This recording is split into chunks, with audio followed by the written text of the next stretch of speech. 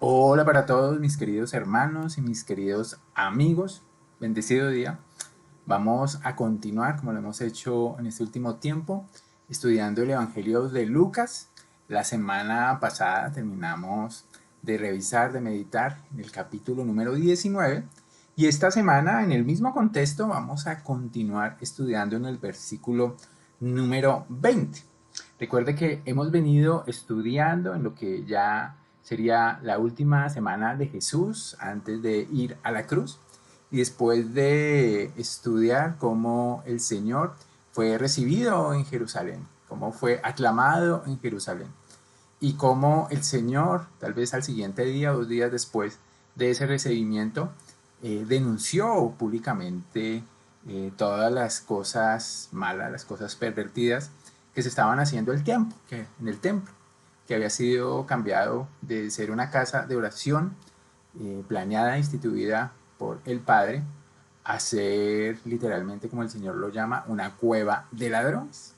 Esto creó mucha conmoción, no solamente entre el pueblo, sino dentro de las autoridades judías. Y hoy vamos a ver la respuesta de las autoridades ante esos hechos que se venían registrando desde que Jesús había entrado a Jerusalén, a lo que sería su última Pascua antes de la cruz. Entonces terminábamos viendo un poco el asunto que vamos a tratar hoy, la semana pasada, y era observando la autoridad de Jesús. El Señor ha dicho en el Evangelio de Mateo, conocido de todos, 28-18, que toda potestad, o sea, que toda autoridad me es dada en el cielo y en la tierra. Y no es la única vez que el Señor lo ha dicho, lo ha repetido en innumerables ocasiones. Entonces, teniendo presente esto, vamos a leer el texto que tenemos para hoy. Es el texto de Lucas 20 que va del versículo 1 al versículo 8. Entonces dice en la versión Reina Valera 60, sucedió un día que enseñando Jesús al pueblo en el templo y anunciando el evangelio llegaron los principales sacerdotes y los escribas con los ancianos. Y le hablaron diciendo, dinos, ¿con qué autoridad haces estas cosas? ¿O quién es el que te ha dado esta autoridad? Versículo 3. Respondiendo Jesús les dijo, os haré yo también una pregunta, respondedme. ¿El bautismo de Juan era del cielo o de los hombres? Entonces ellos discutían entre sí diciendo, si decimos del cielo dirá, ¿por qué pues no le creísteis? Y si decimos de los hombres, todo el pueblo nos apedreará, porque están persuadidos de que Juan era profeta. Versículo número 7. Y respondieron que no sabían de dónde fuese. Entonces Jesús les dijo, yo tampoco os diré con qué autoridad hago estas cosas. Y mis hermanos, el texto nos permite a través de Lucas como meternos un poquito en el pensamiento típico de las autoridades que dice aquí, que eran los principales sacerdotes, no eran cualquiera de los sacerdotes, sino eran los principales sacerdotes, los escribas, o sea, los intérpretes de la ley, con los ancianos. De una manera habían ido todas las autoridades a preguntarle a Jesús mientras él estaba, y nosotros lo veíamos la semana pasada, como el Señor seguía enseñando el Evangelio, las buenas nuevas en el templo, y esto pues era impactante para ellos. Mis hermanos, la autoridad del Señor se puede ver desde muchas perspectivas.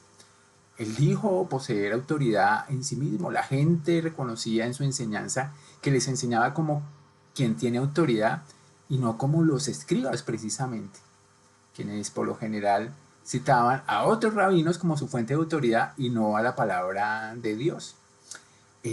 También, mis hermanos, el Señor posee la autoridad para perdonar pecados, que es una autoridad que solo tiene Dios mismo. Recordemos Mateo 9, 6 al 8, que en el mismo contexto de Mateo los escribas y los fariseos comenzaron a cavilar, a pensar diciendo, ¿quién es este que habla blasfemias? ¿Quién puede perdonar pecados sino solo Dios? Y el Señor no les corrigió, Él les demostró que podía perdonar pecados. El Señor demostró su poder y autoridad sobre las fuerzas demoníacas, sobre el infierno. Alguien preguntó ahí en Lucas 4:36 que nosotros analizamos hace algunos meses, diciendo qué palabra es esta que con autoridad y poder manda a los espíritus inmundos y los espíritus salen. También, mis hermanos, el Señor tiene autoridad para conceder salvación eterna. Juan 1:2 se lo dice, conocido de todos nosotros, más a todos los que le recibieron, a los que creen en su nombre, les dio potestad el Señor. Les dio esa capacidad. Les dio de alguna manera esa aceptación, esa adopción de ser hechos hijos de Dios. Y algo muy importante dentro de esas perspectivas de la autoridad es que el Señor tiene autoridad para juzgar. El Señor en Juan 5:22 nos enseña que todo el juicio el Padre lo dio al Hijo. Y creo que una de las más importantes, junto con todas estas, es que el Señor tiene autoridad sobre la vida y la muerte. La vida y la muerte de cada uno de nosotros, y la vida y muerte hasta de él mismo. Él lo dijo en Juan 10:18: nadie me quita la vida, sino que yo mismo la pongo. Tengo poder para ponerla y tengo poder para volverla a tomar. Este mandamiento recibí de mi Padre. Entonces el Señor no estaba hablando cosas nuevas allí en el templo, sino Él había venido demostrando, argumentando y haciendo énfasis en la autoridad que Él tenía. Por eso les enfurecía tanto que Jesús tratara de alguna manera las cosas de esa forma dentro del templo, sacando a los mercaderes, dentro de la llegada a Jerusalén, recibiendo la aclamación y la proclamación como Mesías de parte de las personas. Eso les estaba enfureciendo y en el plan perfecto de Dios todo eso condujo al arresto y a la posterior crucifixión del Señor. Entonces un día el Señor ahí anunciando el Evangelio en el templo, pues llegan estos hombres supremamente impactados, supremamente de una manera enfurecidos, enojados, porque ellos se creían la autoridad en ese momento dentro de todo ese ámbito del templo, y el Señor vino a romper todo eso, a romper todo ese status quo, toda esa forma de hacer las cosas que ya por tal vez muchos años se venían haciendo de esa manera. Y entonces empiezan a hacerle una pregunta, y ahí vamos a partir nuestra enseñanza de hoy, que tiene que ver con rechazar la autoridad del rey. Ese podría ser el título que podamos ponerle. Y vamos a ver tres cosas ahí. Primero es la pregunta sobre la autoridad. Segundo, la respuesta de la autoridad. Y vamos a terminar viendo la incredulidad ante la autoridad. Y empecemos ahí viendo, mis hermanos, que estos hombres, principales sacerdotes, escribas y fariseos, pues venían en una actitud que podemos resumir con esa palabra: incredulidad. Los hombres que estaban cuestionando la autoridad de Jesús vienen a preguntarle: dinos, ¿con qué autoridad haces estas cosas? Esa fue la pregunta de estos hombres. ¿Con qué autoridad haces estas cosas? ¿Qué cosas? Pues las que veníamos viendo: el Señor entrando a Jerusalén, el Señor enseñando la palabra, el Señor denunciando lo que estaba mal en el templo, el Señor actuando conforme a lo que estaba mal, y el Señor señalándose a sí mismo, por ejemplo, como lo vimos la semana pasada, como el Señor del templo. Mi casa será llamada casa de oración, dice Jesús, mi casa. Y le siguen preguntando: ¿o quién es el que te ha dado esta autoridad? Y mis hermanos, estas son finalmente preguntas muy importantes no solamente en el contexto de todo lo que estaba pasando ahí en Jerusalén, sino en el contexto de que todos los hombres, mis hermanos, finalmente tenemos que responder esa pregunta: ¿cuál es la autoridad sobre nosotros mismos? Porque el Señor pues venía demostrando un ministerio, sanidades, enseñanza, milagros extraordinarios. Acababa de levantar entre los muertos a Lázaro. En algunos días él mismo se levantaría dentro de los muertos. Todas estas cosas estaban respaldando no solamente palabras, sino realidades que tal vez ellos en su ceguera no querían ver. Y pasa hoy de la misma manera. ¿Quién es el que da autoridad?, le preguntan ellos. Y de alguna manera estaban muy intranquilos por eso los sacerdotes. Pero nosotros, mis hermanos, también nos hacemos esa pregunta y todo hombre debe hacérsela. ¿Quién es Jesús para ser autoridad, para afirmar que él es solo el camino, la verdad y la vida? Entonces tenemos que ir a la palabra de Dios, su revelación, y ahí es donde encontramos la realidad sobre lo que Jesús dice sobre sí mismo y lo que el Padre dice sobre sí mismo a través de hombres inspirados por el Espíritu Santo que escribieron desde Génesis hasta Apocalipsis, hablando de la figura central de toda la Biblia, que es el Señor Jesucristo y su autoridad para hacer todas las cosas que vimos algunos ejemplos, para juzgar, para perdonar pecados, para dar la vida o la muerte. Todo nos está hablando finalmente desde Génesis de esa autoridad que él mismo está revelándonos y estaba revelando ante las autoridades. Y en un sentido, al hacer esta segunda pregunta, ¿o quién es el que te da autoridad?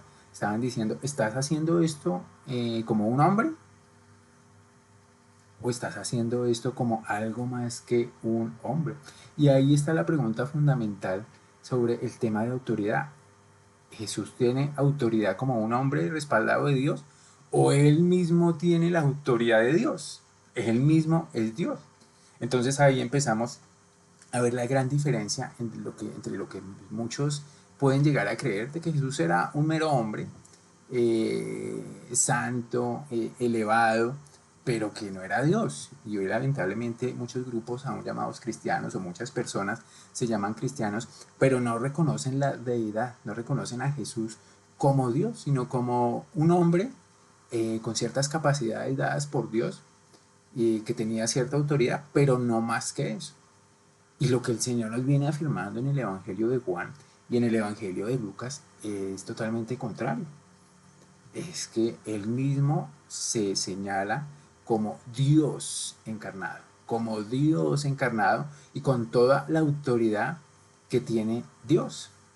Y Él, como les venía diciendo, no era la primera vez que lo decía, Él lo decía implícita y explícitamente a través de su enseñanza, a través de sus parábolas, a través de sus afirmaciones, a través de sus acciones, como las que veníamos viendo los días pasados en la llegada a Jerusalén y la denuncia pública acerca de toda la corrupción del templo.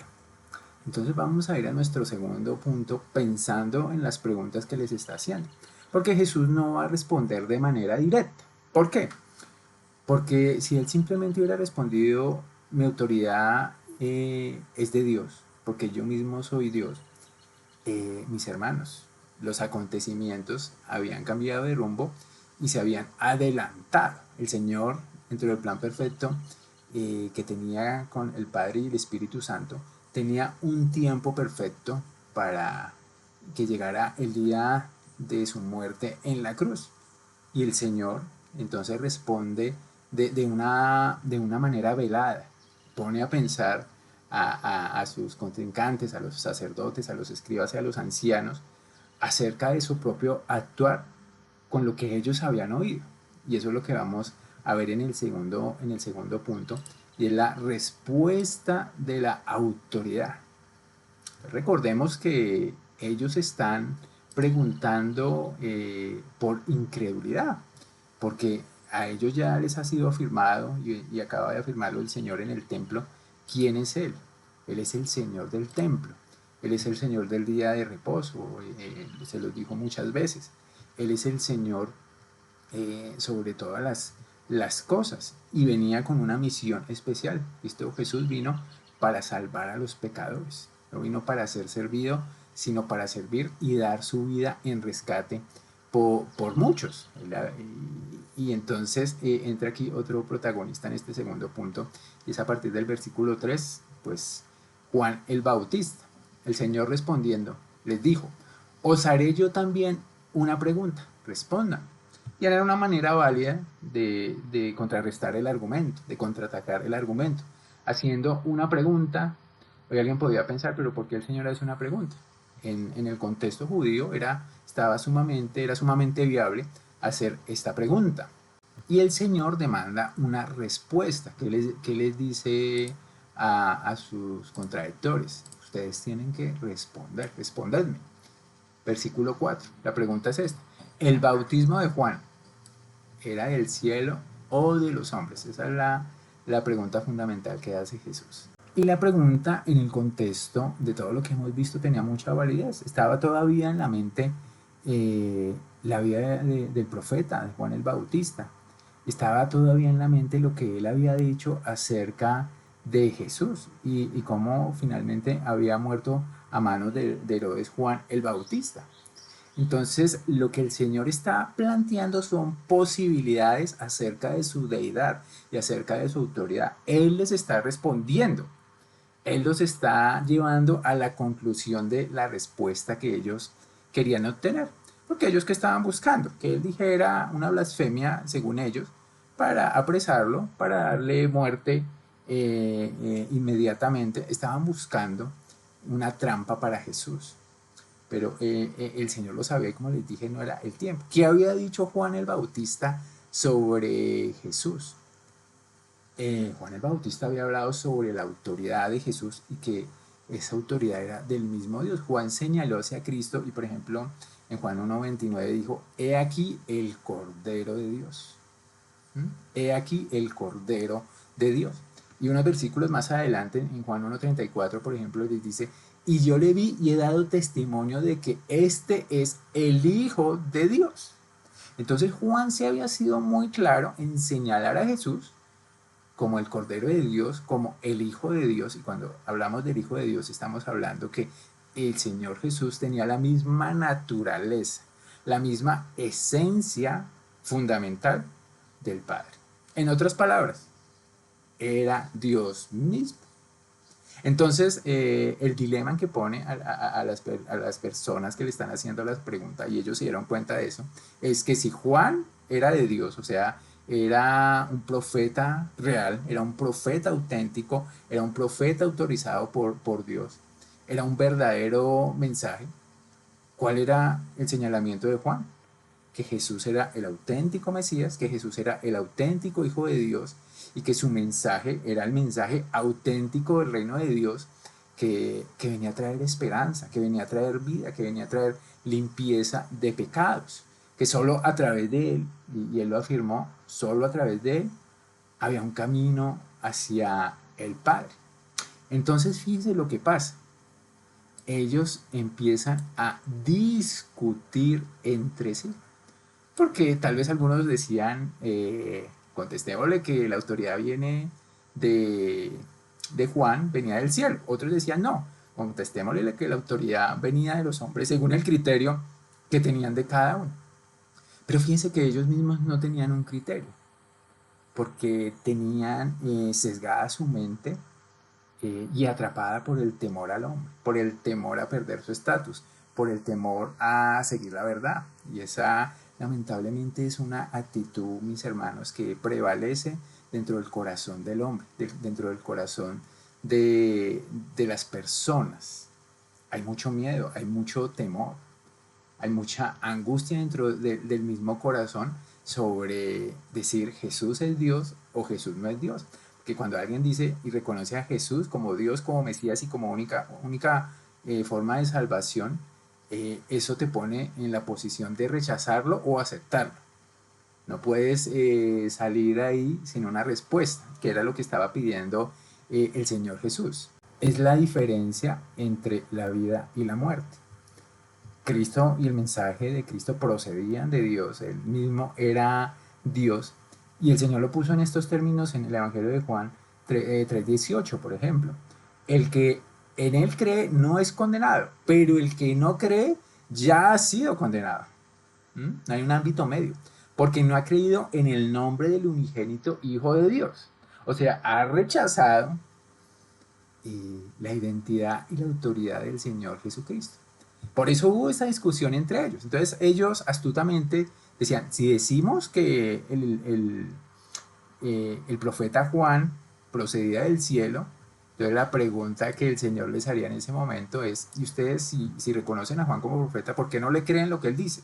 ¿Qué era lo que él dice? Yo soy Dios, yo soy el Cordero de Dios, yo soy el Hijo de Dios.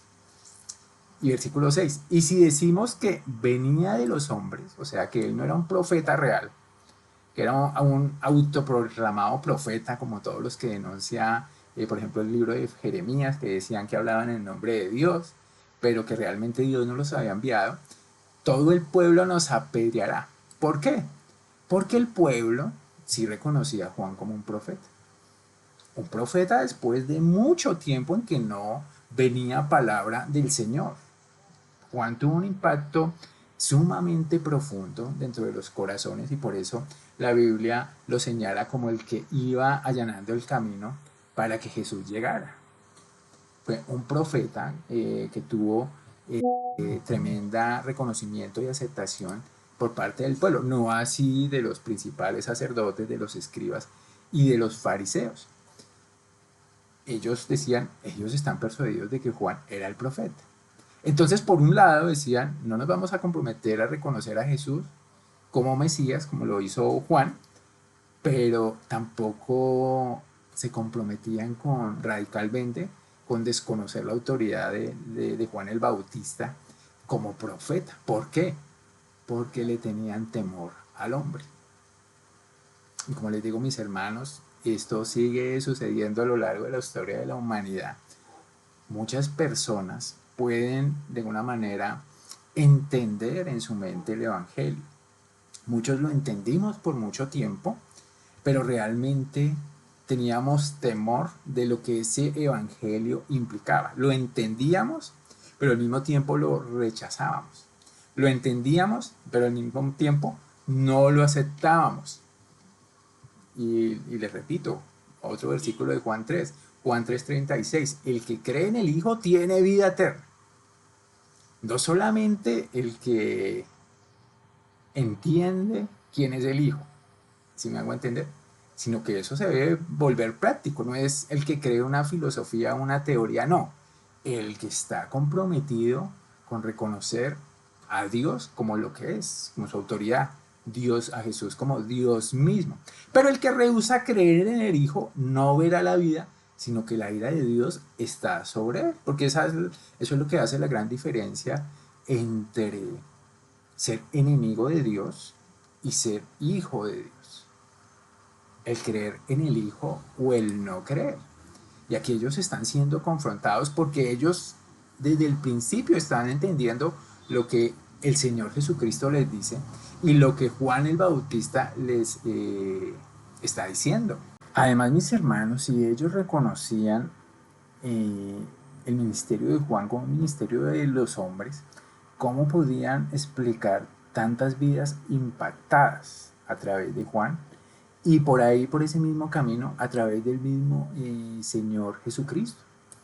El Señor Jesucristo había impactado profundamente. Desde que nosotros estudiábamos en Lucas 7 hace un tiempo también, como todo el pueblo, Lucas 7:29, como todo el pueblo y los publicanos cuando lo oyeron hablando de Juan el Bautista, justificaron a Dios bautizándose con el bautismo de Juan.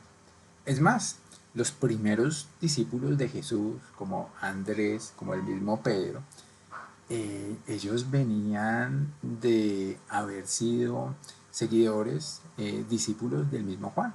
Juan en un momento, lo narra el Evangelio de Juan capítulo 1, simplemente les dice, yo ya he cumplido mi misión de ser el pregonero del Salvador, sigan al Salvador, busquen a Jesús. Juan no quería él mismo convertirse en un automesías, sino él señaló, y esa era su misión, señalar al que quita el pecado del mundo, al Cordero de Dios. De la misma manera el Señor Jesús lo confirmaba. Él, por ejemplo, en Juan 10:25 les dice, os lo he dicho y no creéis. Las obras que yo hago en nombre de mi Padre, ellas dan testimonio de mí. Tanto las obras de Juan como las de Jesús daban testimonio de su autoridad, daban testimonio de su misión y el respaldo para su mensaje. Entonces había dos alternativas. O Juan y Jesús eran verdaderos profetas del Señor, y lo que decía Juan sobre Jesús era verdad, o el ministerio de Juan y el mismo ministerio de autoridad de Jesús era de los hombres. Y en ese caso, pues era una total mentira. Pero ellos y el pueblo también reconocían todas esas cosas que el Señor decía y que el mismo Juan también había dicho, y las obras y la vida de personas impactadas por ellos. Y creo que de alguna manera el impacto en la vida de personas en nuestra actualidad es otra muestra de la autoridad de Jesús. Ver personas que el Señor sacó de las tinieblas a su luz admirable, del fango del pecado, a la luz hermosa del Señor Jesucristo, simplemente respaldan lo que las Escrituras dicen sobre lo que Jesús venía a hacer y continúa haciendo en la vida de personas que por muchos eran consideradas lo vil y menospreciado del mundo, y que ahora son considerados hijos preciosos de Dios, donde el Señor está tratando de maneras diferentes y está haciendo también cosas maravillosas en la vida de estas personas. Y entonces, en el tercer punto, lo que vamos a ver es la respuesta finalmente que dan estos hombres, que hemos puesto aquí como la incredulidad ante la autoridad. Mis hermanos, ellos perdieron una oportunidad preciosa de, de estar delante del Señor, de reconocerle, de ser perdonados de sus pecados. Y fíjese que en el versículo 7 lo que hacen ellos como Pilato unos días más adelante es lavarse las manos. Y respondieron que no sabían de dónde fuese. Y la respuesta de la incredulidad, mis hermanos, es no saber, no saber. La base del agnosticismo, de la incredulidad técnica en nuestros días, es decir, si hay un Dios o no lo hay, no lo sé. Puede que sí, puede que no. Ya no quedan casi realmente ateos en el mundo ante las evidencias de la naturaleza y de la creación, de la revelación general de Dios, que digan Dios no existe. Ya se considera un necio aún filosóficamente decir que Dios no existe. Ahora la moda, si se puede decir así, la moda modernista o postmodernista, es decir, yo no sé si hay un Dios, yo no sé si Jesús era Dios, no lo sé. Y fíjate que ya en los tiempos de Jesús la incredulidad se presentaba de esta manera. No sé de dónde fuese, ellos no querían comprometerse de ninguna manera. Se quedaron ahí de qué manera, muy convenientes, muy convenientes. Y esa realmente es una actitud trágica, mis hermanos. Es trágico que una persona, por guardar las apariencias, por no salir de su comodidad, no se permite descubrir y aceptar la verdad ante las evidencias que hay delante de ellos. Claro, reconocemos que la, la ceguera de todos los hombres es una ceguera espiritual de un corazón no regenerado, y es el Espíritu Santo el que quita esto. Pero también reconocemos, mis hermanos, que una persona, Pablo le dice a los atenienses, puede ir aún en su incredulidad, puede ir aún en su ceguera, palpando a Dios, buscándole, aceptándole, y creo que a muchos nos pasó en nuestras vidas que fuimos descubriendo a Dios, y el Señor se fue revelando poco a poco en nuestras vidas. Pero la actitud necia, soberbia, altiva, de decir no sé y como que no me interesa, es precisamente la respuesta de un hombre totalmente cegado con respecto a Cristo, que escoge la conveniencia, temían estos hombres ser avergonzados, tal vez ser ridiculizados, porque confesar a Jesús hubiera significado, por un lado, confesar que estaban siempre equivocados, y confesar que todos sus privilegios como autoridades religiosas se desboronaban a reconocer a Jesús. Y ellos no, ni los sacerdotes, los dos principales que tenemos nombre, Anás y Caifás, no reconocieron al Señor. Por el contrario, fueron ellos los que señalaron y condenaron de la parte judía al Señor como un blasfemo, alguien que decía ser Dios. Negaron a Jesús, lo cual es todo lo contrario a confesarlo con la boca. El Señor nos ha dicho y nos ha repetido, estudiamos aquí en Lucas 9:24, si alguno quiere venir a mí o quiere venir en pos de mí, ¿qué tiene que hacer? Negarse a sí mismo, tomar su cruz cada día y seguirlo. Y eso significaba para ellos reconocer el ministerio de Juan. ¿Qué significaba reconocer la autoridad de Jesús? Porque todo el que quiera salvar su vida la perderá, y todo el que pierda su vida por causa de mí, éste la salvará. Y la pregunta que nos queda ahí es: ¿de qué aprovechará al hombre si ganara el mundo, pero finalmente, dice Marcos 8:36, perdiere su alma? Y el Señor termina diciendo: entonces yo tampoco os diré con qué autoridad hago estas cosas. Mis hermanos, la necedad no permite al incrédulo y aún al creyente a veces ver mayor revelación de Dios. Y el Señor está cerrando la discusión diciendo: pero si ustedes no tienen la humildad para reconocer ni siquiera el ministerio de Juan, para reconocer y ponerse del lado de la verdad, aún en el ministerio de Juan que me señalaba a mí, dice Jesús, como Dios con autoridad, pues ¿de qué vale seguir discutiendo estas cosas? El Señor, después de 3 años de enseñar, de realizar milagros, pues les había proporcionado suficiente evidencia de quién era Él, de cuál era su ministerio. Mis hermanos, nos puede pasar igual. A veces la necedad en nuestra manera de ver las cosas que el Señor nos está revelando y no acogernos a su voluntad se convierte en un obstáculo para que el Señor revele más cosas.